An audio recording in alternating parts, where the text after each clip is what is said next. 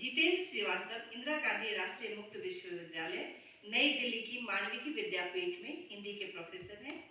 पूर्व में इग्नू के कुल सचिव और पर्यटन एवं आतिथ्य सेवा प्रबंध विद्यापीठ के निर्देशक रह चुके हैं।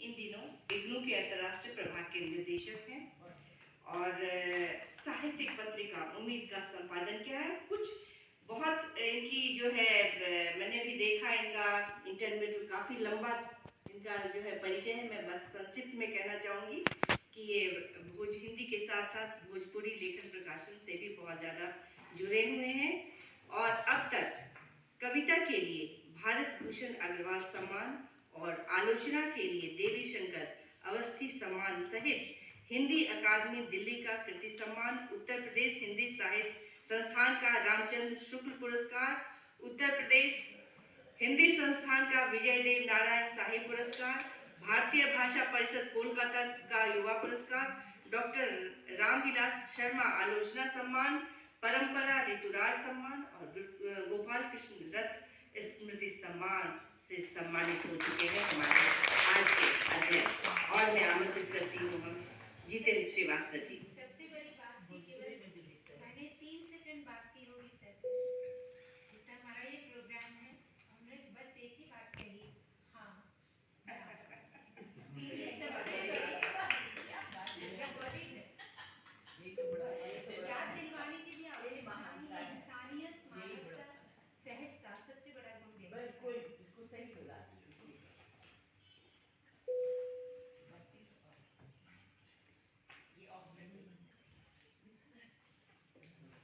धन्यवाद कुमकुम जी। आज इस संगोष्ठी में आवाज आ रही है मेरी? जी। आज इस संगोष्ठी में यहाँ उपस्थित डॉक्टर मधुपंत जी, डॉक्टर मंजू गुप्ता जी, डॉक्टर सुशील गुप्त जी, डॉक्टर रीता सिन्हा जी संचालन कर रहे हैं, कुमकुम जी और उपस्थित सभी जो यहाँ लेखिकाएं हैं, रचनाकार हैं, विद्यार्थी हैं, आप सबको मेरा नमस्कार, अभिनंदन। बहुत अच्छा लगा जाकर 4 परिचय कहना चाहिए कि 4 वक्तव्य मैंने सुने, सुशील जी का भी, मंजू जी का भी, रीता जी का भी, मधु जी का भी 4 वक्तव्य और बीच बीच में कुमकुम जी कुछ बातें कर रहे हैं। नहीं, क्या है कि वक्ता तो वो है जिसे पहली बार ये सब सुनना पड़े। हम लोग तो इसी दुनिया के लोग यही काम करते हैं, यही और कोई ये ऐसी चीज नहीं है जो ऐसे मिल गई, तो चुना हुआ है, खुद चुना कि इसी दुनिया में रहना है। तो जो अपना चयन हो तो कोई पश्चाताप कभी नहीं करना चाहिए जीवन में। जो खुद चुना उसके लिए क्या दुख, तो ये अपना चुना है, इसलिए प्रसन्नता की बात है। बहुत अच्छा लगा ये लेखिका संघ में आकर, ये सम्मान की बात है मेरे लिए और इसके लिए आप सबका आभार। आवाज तो सुननी ही चाहिए दूसरे मोहल्ले की, है ना? पुरुषों का एक मोहल्ला, स्त्रियों का एक मोहल्ला, तो जब दूसरे मोहल्ले की बात नहीं, शहर बनेगा एक तो सुनना चाहिए, दूसरे की बात सुनेंगे तो ही साहचर्य के गुण निकलते हैं, तो ही संभावनाएं बनती हैं। बहुत अच्छा विषय चुना है, 21वीं सदी का बदलता साहित्यिक परिदृश्य। देखिए, अगर समय बदलेगा तो साहित्य अनिवार्य रूप से बदलेगा। अगर समय बदलने के बाद भी साहित्य न बदले फिर उसका कोई माने मतलब नहीं रह जाता है। आज का कवि अगर रीतिकालीन भावबोध की कविता लिखेगा तो वह किस काम की है?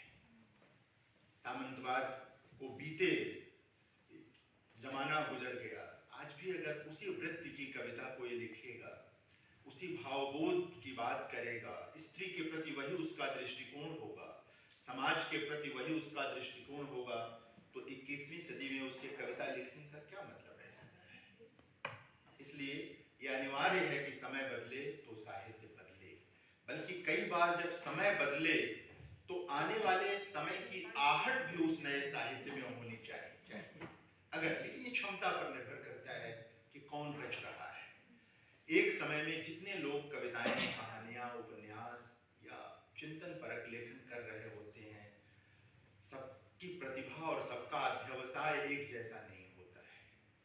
इसलिए सब समतुल्य भी नहीं हो पाते। इसलिए जब समय बीतता है, एक समय में सैकड़ों लोग लिख रहे होते हैं, 20-25 साल बाद उसमें 4 या 5 नाम स्मृति का हिस्सा रह जाता है।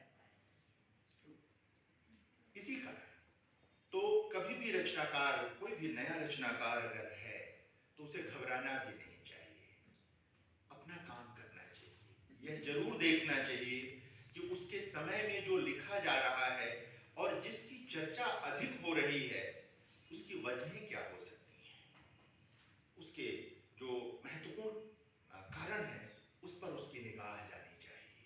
और अगर उस पर सही जगह निगाह जाती है तो निश्चित तौर पर आप भी उस तरफ बढ़ सकते हैं, उस तरफ जा सकते हैं।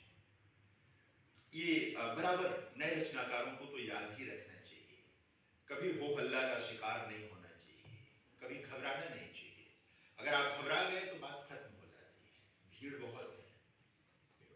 छायावाद का जब समय आया पिछली शताब्दी के बिल्कुल आरंभिक दिनों में, सैकड़ों कवि लिख रहे थे, बचे कितने? 4.5 कवि।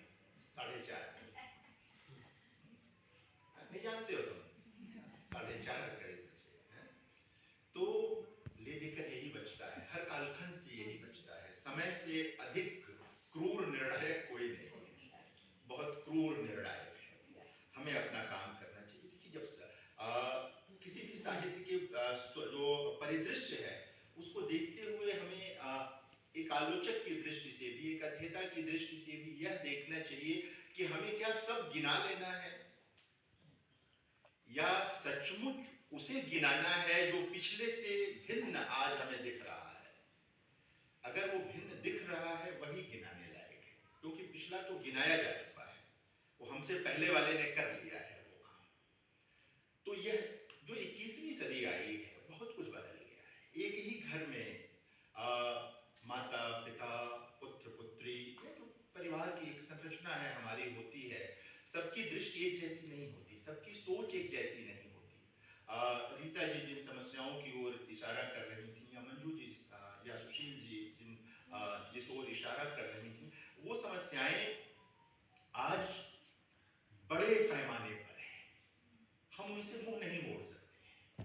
हमें देखना तो होगा कि वो समस्याएं क्या हैं, और उन समस्याओं को केंद्र में रखकर जो साहित्य लिखा जा रहा है वह साहित्य उसको किस रूप में हमारे सामने प्रस्तुत कर रहा है। अगर वो इस रूप में प्रस्तुत करने में सक्षम नहीं है कि वह यथार्थ भी आ जाए और हमारे समय के अनुरूप उसकी कोई सम्यक आलोचना भी आ जाए, तो हमारे किसी काम का नहीं है, हमारे किसी काम का नहीं। समलैंगिकता कोई नया प्रश्न नहीं है, बहुत पुरानी बात है, पुरानी बात है। हमारे साहित्य में भी ये आता रहा है, कहानियों में भी आता रहा है, उर्दू में भी आता रहा, हिंदी में भी आता रहा है। अब उसका स्वरूप बदल गया है, नए ढंग से वो लोग लिख रहे हैं सारी चीजें। तो यह देखना होगा कि किस ढंग से वो आ रहा है, उसकी स्वीकृति का क्या मामला बन रहा है। हमारी जो पूरी सामाजिक संरचना है, उस संरचना पर उसका क्या फर्क पड़ रहा है, कैसे पड़ रहा है, ये पूरी डिबेट का विषय है, ये पूरी बहस का विषय है। जो थर्ड जेंडर का मसला है वह एक बहुत बड़ा मसला बन करके आया। सिर्फ थर्ड जेंडर पर लिखे गए साहित्य का मामला नहीं, अब थर्ड जेंडर के लोग स्वयं साहित्य लिख रहे हैं। साहित्य अकादमी ने पिछले 2 वर्षों में, हम लोग उन्हीं के सभागार में हैं, जो 2 बड़े राष्ट्रीय अंतर्राष्ट्रीय उत्सव किए, एक शिमला में और एक भोपाल में, दोनों में ट्रांसजेंडर लोगों के लिए पूरे पूरे सत्र रखे साहित्य अकादमी ने। मैं दोनों जगह था और उसमें 50 की संख्या में ट्रांसजेंडर लोग आए, अपनी कविताएं सुनाई, अपनी बातें की, और पहली बार लगा कि हमने उनको लेकर जो साहित्य पढ़ा है वो अच्छा है, लेकिन बहुत अधूरा है, बहुत अधूरा है। उसमें सारी बातें नहीं आ पाती। वो लोग आए हैं अपनी बात लेकर, कह रही हैं वो लोग अपनी बात। उन लोगों ने पहली बार अभी पिछले दिनों एक और इंटरनेशनल लिटरेचर फेस्टिवल में भुवनेश्वर में ट्रांसजेंडर समुदाय से ही एक रचनाकार ने कहा कि ये जो LGBTQ का मसला है, कहे कि यह सामान्यतः हम इस छतरी के नीचे आ गए हैं, लेकिन हमारी समस्या बिल्कुल वैसी नहीं है ट्रांसजेंडर जिन्हें सामान्यतः लोग किन्नर या हिजड़ा कह देते हैं। तो कहे कि हमारी समस्या बिल्कुल वह नहीं है जो LGBTQ में अन्य लोगों की है। हमारी समस्या जेंडर की समस्या है, उनकी समस्या जो है यौन आकांक्षाओं की, यौन रुचियों की समस्या है। कब हम लोग सोच पाते हैं इस तरह? हम नहीं सोचते इस तरह। ये देखना होगा कि जो साहित्यिक परिदृश्य बदला है, जो उन पर केंद्रित साहित्य आ रहा है, उसमें रचनाकार किस ढंग तक ईमानदार होकर के इस बात को कह पा रहा है। स्त्रियों पर लिखा गया साहित्य और स्त्रियों के द्वारा लिखा गया साहित्य, ये कहानी में भी और कविता में भी और उपन्यासों में भी, देखिए कभी इस पर विचार करना चाहिए। ऐसा नहीं कि दृश्य में और नहीं होंगी, लेकिन आपसे अगर मैं पूछूं कि पिछली शताब्दी में 1980 तक के स्त्री रचनाकारों के नाम बताइए, कवियों के, तो कितनों के नाम याद आते हैं आपको? महादेवी वर्मा का, कीर्ति चौधरी का, सुभद्रा कुमारी चौहान का, और फिर तेजी ग्रोवर, गगन गिल आ जाती है। ये है ना दृश्य। ऐसा नहीं हो सकता। सकुंत माथुर है बीच में, जो ट्रेंड, जहां से ट्रेंड बनता है साहित्य का। देखिए साहित्य में यह भी होता है कि एक ही समय में कई प्रतिभाशाली लिख रहे होते हैं, लेकिन जो ट्रेंड जिससे निर्मित होता है वो अगली पंक्ति में आता है, वो अगली पंक्ति में होता है। केदारनाथ सिंह के साथ बहुत सारे कवि लिख रहे हैं, लेकिन केदारनाथ सिंह ट्रेंडसेटर पोएट हो जाते हैं, इसलिए वो महत्वपूर्ण हो जाता है। रघुवीर साहब ट्रेंडसेटर पोएट हो जाते हैं, इसलिए वो अगली पंक्ति में आ जाते हैं। तो जब हम प्रवृत्तियां निर्धारित कर रहे होते हैं, जब हम लोग थियराइज कर रहे होते हैं चीजों को, तो उसमें हमें भी कई बार निर्मम बनना पड़ता है, बहुत सारी चीजें छोड़नी पड़ती हैं, किनारे करनी पड़ती हैं। तो स्त्रियों को लेकर के अगर 21वीं सदी के साहित्यिक परिदृश्य में, यह देखिए कितनी अच्छी बात है कि 1990 के बाद 100 से अधिक कवित्रियां, अच्छी कवित्रियां, बहुत अच्छी कवित्रियां लिख रही हैं जो दृश्य में। गीतकारों की भी स्थिति यही थी। मैं अगर महादेवी जी को छोड़े, बात का जो मैं कह रहा था वो समकालीन हिंदी कविता की कवित्रियों की बात कर रहा। गीतकारों में भी आप देखेंगे मंच पर गई कुछ कवित्रियां जो थी उनको अच्छी थी, लेकिन महत्व नहीं मिला उनको, और ले लेके उनके 10-15 गीत के इर्द गिर्द सारी दुनिया रह गई, उनके संग्रह तक नहीं है। जाहिर है कि अगर चीजें नहीं होंगी तो बात नहीं बनेगी। कोई अगर हमारे पास सामग्री नहीं होगी तो हम कैसे थियराइज करेंगे चीजों को? वहां भी स्थिति यही रह गई मंचों की, उनको वो महत्व नहीं मिला जिस तरह से मिलना चाहिए। फिर तो हिंदी के काव्य मंचों का पूरा स्वरूप ही बदल गया है, उस पर अलग से कभी बात होनी चाहिए। जो स्त्री कविता आई है, आप देखेंगे कि किस तरह से स्त्री कविता ने हिंदी कविता की पूरी विषय वस्तु, प्राण वस्तु को बदल दिया। ये महत्वपूर्ण चीज है। प्रवृत्तियों को पहचानने के सबसे कैसे प्राण वस्तु बदल जाती है। और 1980 के आसपास तक हिंदी कविता में जो लोग लिख रहे थे, उसके साथ जब तेजी ग्रोवर कविता लेकर आती हैं, अपना पहला संग्रह लेकर आती हैं, या गगन गिल अपना संग्रह लेकर आती हैं, अपनी कविताएं लेकर आती हैं, इन लोगों को भारत भूषण अग्रवाल पुरस्कार उन दिनों दिया गया, जो उस हिंदी कविता का, समकालीन हिंदी कविता का एक बहुत महत्वपूर्ण पुरस्कार था, अभी भी है। तो वो मिलता है तो अचानक लोगों को लगता है अच्छा ऐसे भी सोचा जा सकता है। कभी प्रवृत्तियों को निर्धारित करते हुए देखिए कि स्त्रियों ने जो प्रेम कविताएं लिखी वो, और पुरुषों ने जो प्रेम कविताएं लिखी, एक ही समय में, 90 के बाद के समय में, दोनों में बहुत अंतर है। दोनों के सोचने के ढंग में अंतर है, दोनों के कहने के ढंग में अंतर है। ये चीज बदली है। पुरुषों की भी प्रेम कविताएं बदली है। जो मैं कह रहा था रीतिकालीन भावबोध है, जो बिल्कुल देह की कविता है। घरानंद को छोड़ दें, एक अपवाद कवियों को छोड़ दें, तो वो देह की कविता है। स्त्री मन वहां उपस्थित है, उसका तन ही तन है वहां पर। ऐसा कैसे हो सकता है कि क्या बिना मन के तन का मतलब क्या है? उसका कोई औचित्य रह जाता है क्या? नहीं रहता कोई औचित्य। लेकिन इधर आप देखेंगे कि जो 90 के बाद, सन 2000 के बाद जो 21वीं सदी आई है, उसमें जो कवि आए हैं, पुरुष कवि भी जो आए हैं, उन्होंने जो प्रेम कविताएं लिखी हैं, वहां साहचर्य का सौंदर्य शास्त्र आपको दिखाई देगा। वहां लगेगा आपको कि उन्हें ये पता है कि उनकी जो मित्र है, उनकी जो पार्टनर है, उनकी जो पत्नी है, वह भी उन्हीं की तरह श्रम में है, और वहां पर उसके श्रम का भी आदर है, वहां उसके मन का भी आदर है, उसके काम का भी आदर है। यानी कि प्रेम कविता का पूरा चरित्र बदल गया। ये 21वीं सदी में ये अंतर है। अगर हम पिछली प्रेम कविताओं के साथ तुलना करेंगे, और स्त्री कवियों ने तो और भी इसको बदल दिया। स्त्री कवियों ने पहली बार ये सवाल किया कि एक पिता का घर था, एक पति का घर है, मेरा घर कहाँ है? नहीं, ये देखिए क्या है कि एक सामाजिक संरचना में हम इस पर डिबेट कर सकते हैं, लेकिन एक सहज सवाल तो है कि पहचान के उनका घर कहाँ था। किसी ने कहा कि ये तुम्हारे पिता का घर, ये तुम्हारे पति का घर। वो कहती मेरा घर तो तब भी वो भी नहीं हुआ, भाई का घर हो गया, यहाँ पति का घर। सवाल बड़ा है। ये में हमारे वहाँ एक पारिवारिक संरचना है, हमारे वहाँ एक भारतीय सामाजिक संरचना है, वो अपनी जगह है, वो बातचीत होनी चाहिए। लेकिन जब कोई स्त्री निकल करके ये सवाल करती है तो आप सीधे से उसको खारिज नहीं कर सकते। आप ये नहीं कह सकते कि ये तो बहुत बेकार का प्रश्न है और इस पर बातचीत नहीं होनी चाहिए। वो सवाल बनता है। यहीं पर जरूरत पड़ जाती है साहचर्य के नए सौंदर्य शास्त्र की, जो कहानियों में भी दिखाई देता है, जो इधर लिखी गई कहानियां हैं उनमें भी दिखाई देता है, और कविताओं में भी दिखाई। जहां नहीं है, जहां अनुपस्थित है, वहां कहीं ना कहीं उसको पाने की लालसा है। जो नितांत दैहिक प्रसंगों की रचनाएं होती हैं, उनका कोई बहुत माने मतलब दूर तक नहीं जाता, क्योंकि उनकी दृष्टि बदलती चली जाती है। सन 50-60 के दौर में जो चीज थी वो आज नहीं है, वो समय के साथ कुछ चीजें आती हैं। अगर दैहिक प्रसंगों के साथ जुड़ी रचनाएं अगर जीवन के किसी बड़े प्रश्न को नहीं छूती हैं, नहीं ले जाती हैं, तो उसका कोई माने मतलब नहीं है।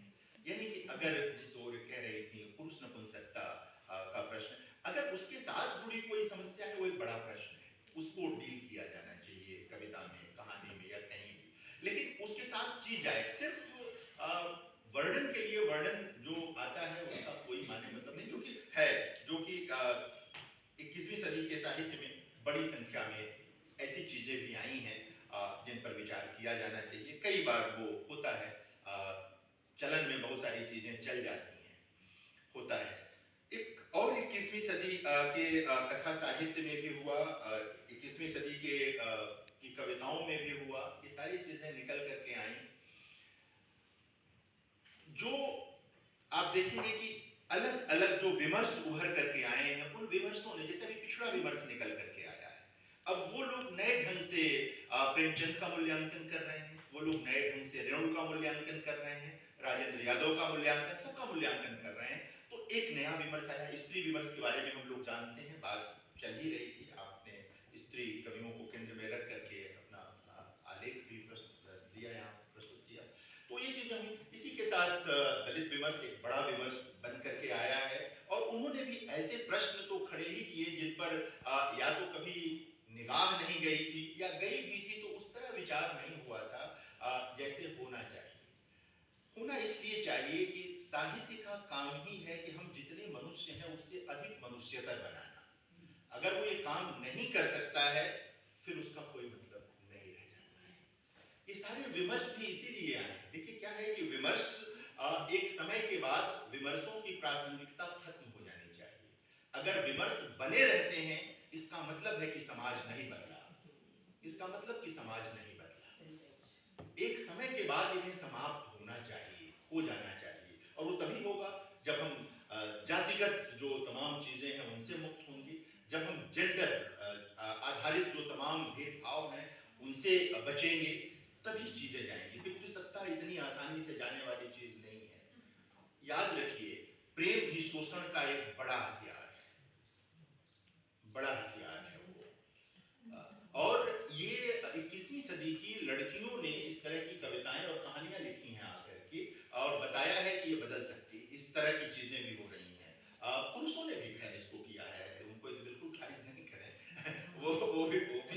वो भी हैं, तो उन्होंने भी ये काम किया है। तो ये चीजें साहित्यिक परिदृश्य में, एक चीज और भी है कि साहित्यिक परिदृश्य के बदलाव को देखने के लिए जो सबसे जरूरी चीज है वो यह देखें कि उस पूरे कालखंड की जो विडंबनाएं हैं, उन विडंबनाओं को ठीक ढंग से पकड़ा और प्रस्तुत किया गया कि नहीं। विडंबनाएं ही जो हैं वो हमें ले जाती हैं। अगर हम विडंबना को नहीं पकड़ सकते तो हमारी कविता कहीं नहीं जाएगी, हमारी कहानी कहीं नहीं पहुंचेगी। वो वही है, आयरनी जो है हमारी, उस पे निगाह है हमारी कि नहीं, और हम उंगली रख पाते हैं कि नहीं रख पाते। 21वीं सदी के साहित्यिक परिदृश्य में मैं नाम नहीं गिनाऊंगा, लेकिन बहुत सारे कवि, कथाकार और आलोचक भी आए हैं जिन्होंने अपने समय की सही सभी विडंबनाओं की पहचान की है। वो धर्म की विडंबनाएं हों, वो जेंडर की विडंबनाएं हों, वो जाति की विडंबनाएं हों, वो क्षेत्र की विडंबनाएं हों, या राजनीति है। ये सारा राजनीति है। मैं तो राजनीति से बाहर कुछ मानता ही नहीं हूँ। मेरा ये मानना है कि प्रेम भी एक राजनीतिक प्रसंग है। प्रेम भी एक राजनीतिक प्रसंग है और आप उससे बाहर नहीं होते हैं। जब आप प्रेम में होते हैं तभी आप राजनीति कर रहे होते हैं। आपकी एक राजनीति होती है, उस समय की राजनीति होती है, आप उससे मुक्त नहीं होते हैं, है? इसलिए प्रेम कविताओं को भी राजनीतिक कविता मानना चाहिए। और है ना, क्योंकि जब एक स्त्री प्रेम कविता लिखती है तो दरअसल वो अपनी राजनीति भी बताती है कि हमको ऐसा साथी चाहिए। एक पुरुष जब लिख रहा होता है तो अपनी राजनीति बताता है कि उसको ऐसा साथी चाहिए। उसमें अभिलाषाएं ही तो व्यक्त होती हैं हमारी। तो मैं निवेदन ये कर रहा था कि विडंबनाओं की पहचान हुई है 21वीं सदी के साहित्यिक परिदृश्य में, और जिन लोगों का नाम आपने लिया कवि के रूप में, जिनका कथाकार के रूप में रीता जी ने नाम लिया, बाल साहित्य के रूप में लिया, बाल साहित्य में भी ये हुआ है। आप देखें कि बाल साहित्य में इस वर्ष जो साहित्य अकादमी पुरस्कार सूर्यनाथ सिंह को दिया गया, मैं जूरी का मेंबर था और हम सबकी राय यही थी देते वक्त, वो विज्ञान आधारित कथा है और बिल्कुल नए ढंग से, जो अभी इंटरनेट का तमाम चीजों का आया है। किशोर मन जो है, उसकी जो कल्पना शक्ति है, उसे भी समय के अनुकूल होना है।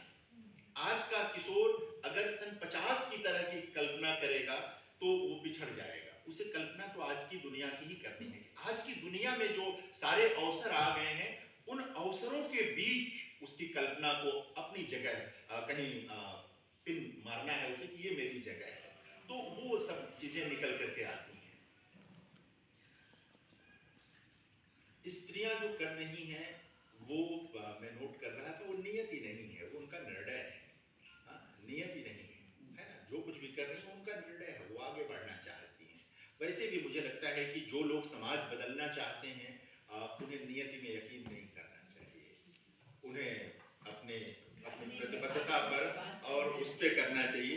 21वीं सदी के साहित्यिक परिदृश्य ने जो सबसे अच्छा काम किया है वो ये किया है कि जो तमाम यातनाएं हैं उनको तो दिखाया ही है, लेकिन उम्मीद के भी बहुत सारे अवसर दिखाए हैं उसमें। बहुत सारे उम्मीद के पहलू आपको पिछले 20 साल के का जो साहित्य है, 20-22 साल का जो साहित्य है उसमें दिखाई देगा। भूमंडलीकरण के कारण जो भारत के युवाओं में, चाहे वो स्त्रियां हों चाहे पुरुष हों, जो तमाम मनोवैज्ञानिक समस्याएं आई हैं उनको भी बहुत सलीके से कथा साहित्य में दर्ज किया गया है, कुछ कुछ कविताओं में भी दर्ज किया गया है। इसको भी देखा जाना चाहिए।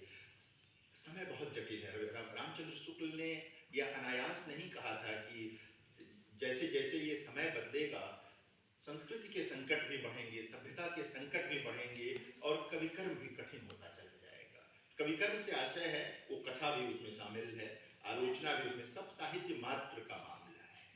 और बराबर मान के चलिए, विज्ञान और साहित्य एक दूसरे के विलोम नहीं है। विज्ञान और साहित्य एक दूसरे के सहचर हैं। दोनों साथ रहते हैं तो दुनिया सुंदर होती है। साहित्य और कलाएं मन की औषधि होती हैं और विज्ञान जो है वो तन की औषधि तैयार करता है। तन अस्वस्थ होगा तो मन काम नहीं कर पाएगा, और मन अस्वस्थ होगा तो तन जितना भी स्वस्थ रह ले किसी काम का नहीं होगा, वो कर नहीं पाएगा। तो निवेदन यह मैं कर रहा था कि 21वीं सदी का साहित्यिक परिदृश्य बहुत भरा पूरा है। कम से कम 200 से अधिक प्रतिभाशाली रचनाकार इस समय साहित्य की विभिन्न विधाओं में लिख रहे हैं। पत्र पत्रिकाओं में भी, जिधर आप कह रही थी कि जो ये पूरा इंटरनेट की दुनिया है, सोशल मीडिया की दुनिया, उन सब के माध्यम से वो उभर कर आ रहे हैं। कई बार किसी एकदम नए कवि की कविता हो, स्त्री कवि हो या पुरुष कवि हो, है ना, फेसबुक पर या कहीं कोई कविता दिखती है और लगता है मैं तो इसको जानता नहीं, लेकिन कितनी अच्छी कविता है, कितनी अच्छी रचना है इसकी। तो उनको अवसर भी बहुत सारे मिले हैं। पहले कई बार होता था कि लोगों की चीजें छप नहीं पाती थी, पत्रिकाओं में जाती थी, इतनी भीड़ होती थी कि उसमें संपादक की अपनी रुचियां होती हैं, हर व्यक्ति की रुचि होती है, पाठक की भी अपनी रुचि होती है। तो अब अवसर बहुत सारे आए हैं, लेकिन उससे संकट भी बढ़ा है कि जिसको जो मन में आए कूड़ा करकट भी वहां लगा देता है, कूड़ा करकट भी वहां लगा देता है और सारी चीजें कर देता है। और जब साहित्यिक परिदृश्य की बात कर रहा हूँ, जैसे कविता की तो सिर्फ समकालीन कविता नहीं, समकालीन कविता का मतलब सिर्फ मुक्त छंद की कविता नहीं, उसमें गीत भी हैं, उसमें गज़लें भी हैं। मैं गज़लों को भी समकालीन कविता का हिस्सा मानता हूँ, नवगीत को भी मैं समकालीन कविता का हिस्सा मानता हूँ। और हमारे वहाँ तो बहुत अच्छे नवगीतकार होते रहे, देवेंद्र कुमार, शंभुनाथ सिंह, बहुत सारे, ठाकुर प्रसाद सिंह, ठीक है। मैं पीछे से ही कह रहा हूँ, तमाम लोग और नए से नए गीतकार भी आए हैं। बस गीतकारों की एक ही दिक्कत है कि जब वो मंच के मोह में पड़ जाते हैं तो औसत हो जाते हैं, औसत हो जाते हैं। कई बार फिर वही वो प्रयोग करने की क्षमता उनकी खत्म हो जाती है, भयभीत हो जाते हैं कि ये चीज़ मार्केट में चलेगी कि नहीं चलेगी। साहित्य साहित्य मार्केट में चलने वाली चीज़ नहीं है, है ना। साहित्य मार्केट के लिए नहीं होता है, साहित्य तो मनुष्यता के लिए होता है। और जब जिसको जरूरत होगी पढ़ेगा। हमारे महाकवि भवभूति ने कहा था, कभी तो कोई समान धर्म आएगा जो पढ़ेगा। इस यकीन पर साहित्य लिखा जाता है। आज आपकी एक किताब ना बिके, क्या फर्क पड़ता है। यकीन रखिए कि अगर उसमें आपने जीवन मूल्यों का निवेश किया है, अगर उसमें आपने अपने समय को सही ढंग से समझा और निवेश किया है, तो उसको पाठक मिलेंगे, लोग उसको पढ़ेंगे और आपको पता भी नहीं चलेगा और आपके हजारों लाखों प्रशंसक होंगे। तो बहुत अच्छा लगा आप लोगों के बीच आकर, और इस नाम गिनाऊंगा तो कुछ छूटेंगे, कुछ रह जाएंगे, और आज उद्देश्य भी नहीं है मेरा नाम गिनाना। किशोरों के लिए भी बहुत अच्छा लिखा जा रहा है। दिक्कत सिर्फ इतनी हुई है हिंदी में कि जो बिल्कुल नई पीढ़ी है, अब वो हिंदी नहीं पढ़ती है, वो अंग्रेजी ना होती चली जा रही है। तो वो भी अपने लिए जो किशोर साहित्य ढूंढ रहे हैं या बाल साहित्य ढूंढ रहे हैं, वो अंग्रेजी में ढूंढ रहे हैं। ये कहीं न कहीं हम लोगों का ही दोष है। हमने अपने घरों का माहौल बदल दिया। वहाँ हिंदी को हम लोगों ने प्रयास करके दूर